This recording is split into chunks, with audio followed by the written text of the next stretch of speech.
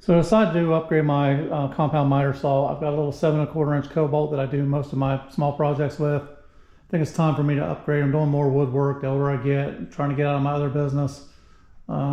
Just makes it easier to have the right tools. So this was on sale for $349. It's normally $399. It's a DWS716.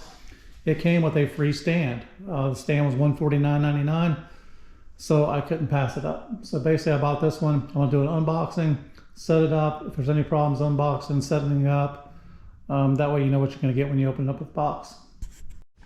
I'm gonna do one at a time. I'm not gonna make you sit there and watch me take every piece of styrofoam off. I'm just gonna basically take it out of the box, set the pieces on the table if there are any pieces, and then we'll put it together if it needs put together. So out of the box, saw's ready to go. Couple tools with it. You've got your blade tightener, changer, releaser. That goes on this little groove right back here. You've got your board clamp. There's a little square slot in the back here.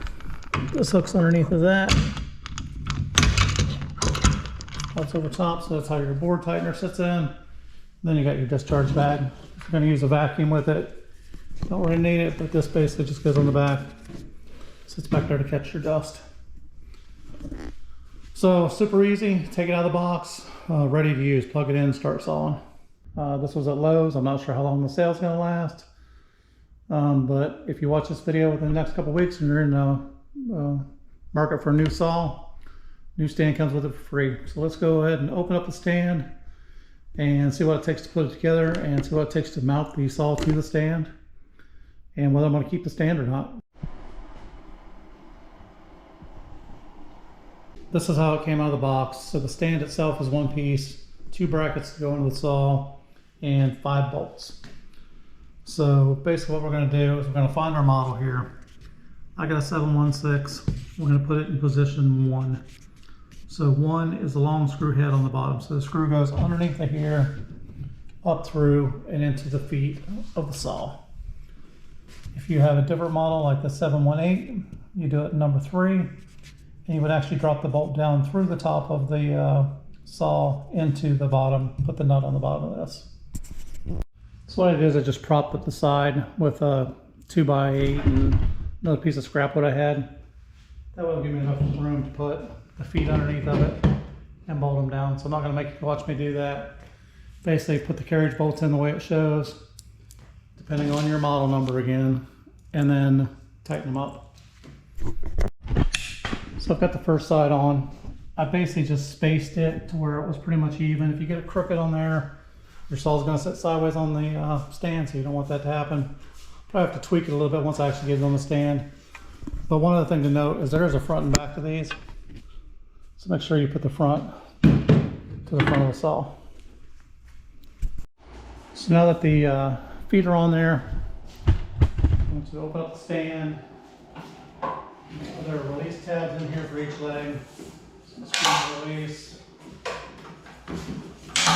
Basically just a saw horse. That over.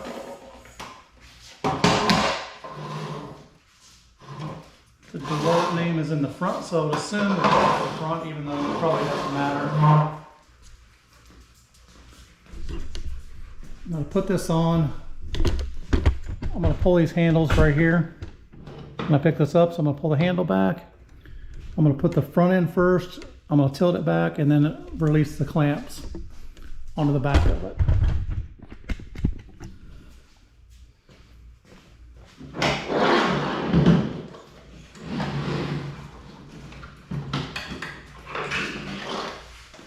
So, my handles. Make sure you don't get your fingers in the way. Hook the front.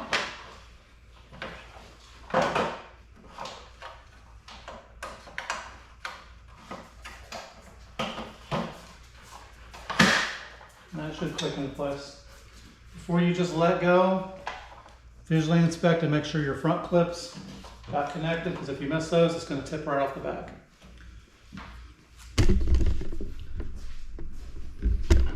So that was pretty easy. Good way to set up your miter saw stand. Looks like I'll use it. I didn't know if I would at first, but since it was free, I figured why not. but I think that's going to come in handy for me. Normally I set up that white table behind it and cut all my lumber on it, so that may actually be pretty nice. Again, that was a DWS725 Miter Saw stand, and that saw is a DWS716 saw on top of it. Fits on there perfectly fine. It's extremely stable. It's not going to go anywhere. It's not going to fall.